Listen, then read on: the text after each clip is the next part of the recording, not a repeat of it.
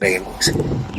Osibiyela lapho inkosi isizwe sakho sobuka engaphansi kweKing Cetshwayo. Silapha-ke ngey'ndaba ezibuhlungu ezisehlele ngomdidiyeli ubaba uXulu. Lo mdidiyeli lapha kithi wobuka kwaze kwaba kufika amakhosi aseKing Cetshwayo azomcela adidiyele iKing Cetshwayo yonke ngokubona ikhono lakhe lokukwazi ukuhlanganisa abantu, lokwazi futhi ukunakekela abantu. Ngisho ngabe kuthiwa kunokudla kuncane kangakanani, kodwa umuntu kaXulu benza isiqiniseko sokuthi bayeneliseka bonke abantu abakhona. Futhi ngikhalela kakhulu iNdlunkulu ngoba ibimsebenzisa kakhulu. Uyena obenza izinto lapha eNdlunkulu zenzeke, noma sekushoda amabhasi kushodani, uXulu beqhamuka ayilekelele iNdlunkulu.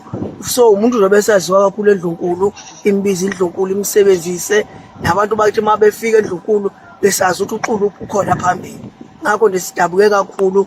Mina nje ngilimele kakhulu ngendlela ebengisondelene ngaye ngoba ngisho ngathiwa kunokumayo okukhishwe iNdlunkulu, uyena ubekuphatha ukumaya kwami kuzofika la ekhaya, ngazi ukuthi into ephethwe izandla zakhe ihlambulukile, iclean, ayinankinga. Njengamanje angisenaye umuntu ongaphinda amphathele ukudla ngiwethembe ngaphezu kobe ngithemba uXulu.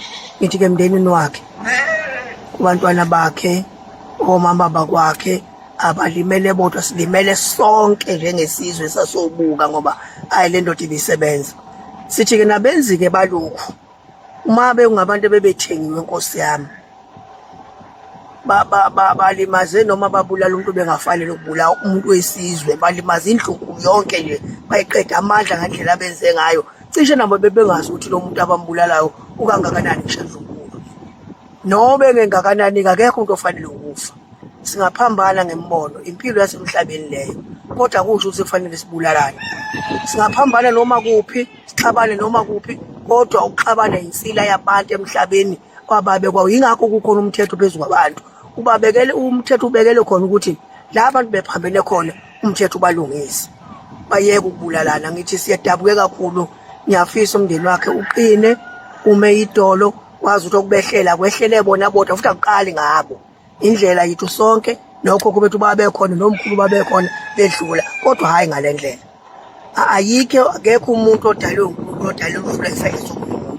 Kufika nje imihla kaNkulunkulu umuntu agule asiye kodokotela, kubonakala ukuthi hayi bese kufika usuku laNkulunkulu-ke uma ehluleka. Hayi lokho lamanyala esiwabonile noma esiwezwile ukuthi umuntu angaphuma emsebenzini angafika ey'nganeni zakhe.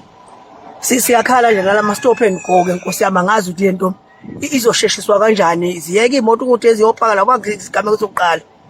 Ngisho imoto yakwa-Transnet yabanjwa khona lapha, wathi ubaleka nokhiye udriver wayo, bamdubula ethangeni, wasitshenga isikhiye, bathatha isikhiye, bathatha imoto bahambe.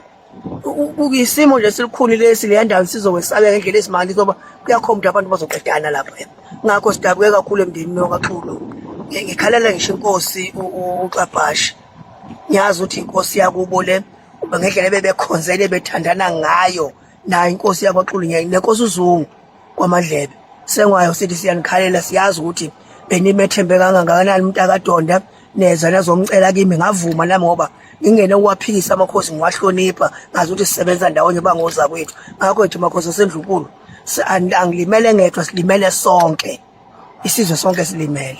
Ngingasho njalo nje.